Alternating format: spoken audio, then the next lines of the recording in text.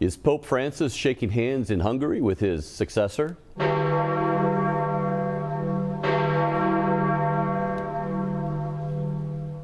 Join us with his latest dispatch, Church Militant's Rome correspondent, Dr. Jules Gomes. Jules, the Pope's visiting Hungary for the second time in 2 years, a very Catholic country where 2 in 3 almost are identifying as Catholic. Talk to us about the potential significance of this papal visit. This papal visit is significant, Brad, because Pope Francis is going there as an apostle of peace. And the world powers are looking at him very closely because there is a possibility that Francis, together with Viktor Orban, could negotiate a peace settlement between, the Ukraine and Russia. Now, of course, that might not happen so openly as we would expect or as we would like, but talks are going on quietly. And his symbolic presence as an apostle of peace is hugely significant. And who is he meeting over there besides the political experts and leaders as far as the church leadership goes? Well, obviously, this evening at 5 o'clock at St. Stephen's Cathedral, he's meeting the primate of Hungary, Cardinal Peter Erdő, and then, of course, the bishops, the archbishops, priests, clergy, etc., etc. He's meeting virtually the great and good of Hungary in this visit. Do you have your eye on Erdő as a possible papal bile, the possible future successor of Pope Francis? Well, that is another reason why this visit is tremendously important, because, of course, the spotlight is on Pope Francis, but Cardinal Peter Erdő is going to be brought into very sharp focus as a result of this visit. And cardinals around the world who will vote in the next conclave are going to raise their eyebrows and ask themselves, is this man really papabile? Could he be the next pope? Okay, well, before looking at the rather stark reality right now that Pope Francis has packed a College of Cardinals with 2/3 of its electors and their likelihood or not of choosing a Francis 2.0 instead of electing a Catholic rock star like Erdő. Let's see how good Erdő really is. Trads, first of all, would like to know his liturgical proclivities. Let's go there. Does he like the TLM? Well, Erdő is a polyglot, Brad. Before we can even talk about his approach to liturgy, he speaks 5 or 6 languages. He's fluent in Italian. He's a scholar. He's a teacher. He's a pastor. He's a missionary at heart. And he's an astute political operator. In terms of liturgy, he has sung the praises of the Novus Ordo, but he's been very nuanced. He recognizes that the Novus Ordo has moved beyond the TLM precisely, for example, because it has introduced the Old Testament cycle of readings. He recognizes again that most Catholic priests are not going to be very good at preaching the Old Testament and really need to pull up their socks in that area. But he favors the traditional Latin Mass as well. And while he wouldn't celebrate it himself regularly, he does think that it should not be excluded and it should be part of the liturgical rites that the Catholic Church has. So definitely, if he's elected Pope, Trads will thank the Lord for the new Pope.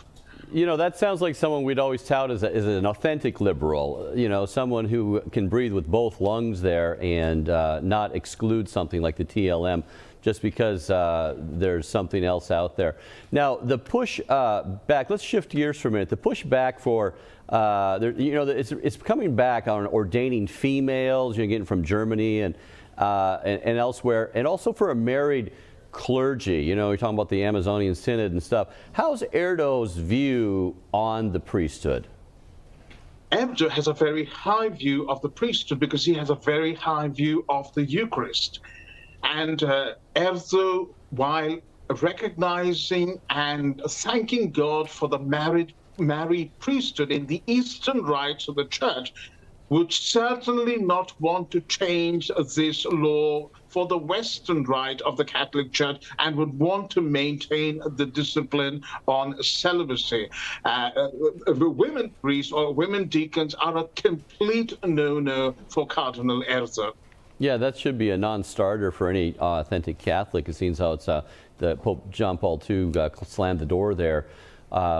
We have Francis pushing for a listening church, at least touting a listening church, and the claims, right or wrong, that he's trying to make the church more into a democracy where all vote possibly on church teaching. Like I say, right or wrong, the claims are out there, and also voting on church practice. What's Erdő's view on all that business? Erdő has pointedly said that the church is not a democracy. In fact, he's called the church a Christocracy, with Christ as head of the church. So he would not go down the line of, letting all and sundry vote in important decisions when it comes to church matters.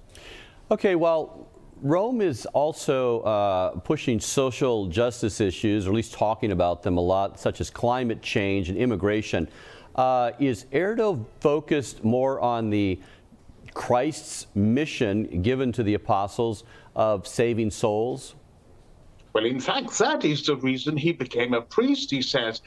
He wanted to labor for the salvation of souls, and that he regards as the greatest calling of his apostolate. He has a wonderful motto: in the beginning, there was nothing but grace.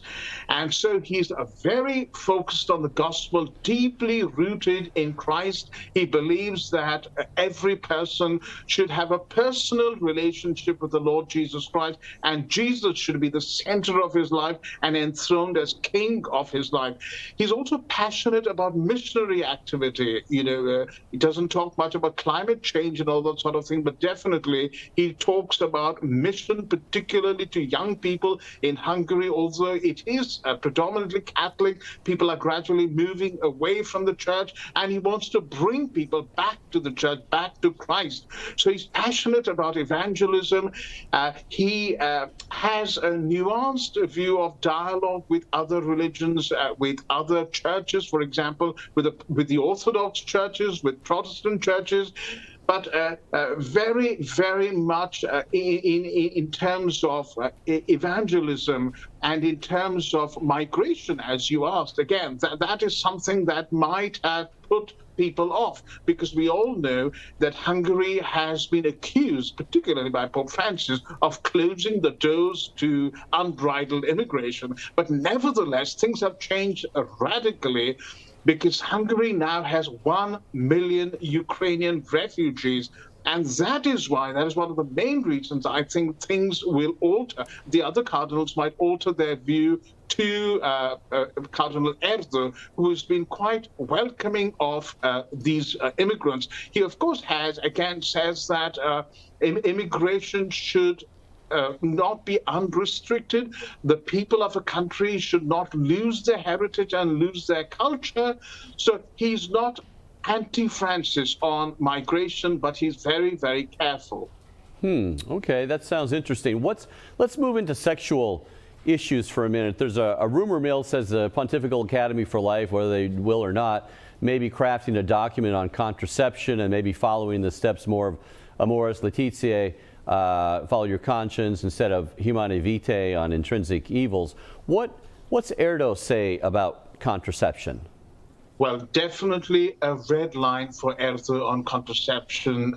He stands firmly on all aspects of Catholic sexual ethics, whether it's contraception, divorce and remarriage, whether he does call for pastoral accompaniment for homosexuals, for example, or people who have divorced and remarried. But he says that they cannot and should not receive the sacraments if they are not living, chaste lives, living as brother and sister.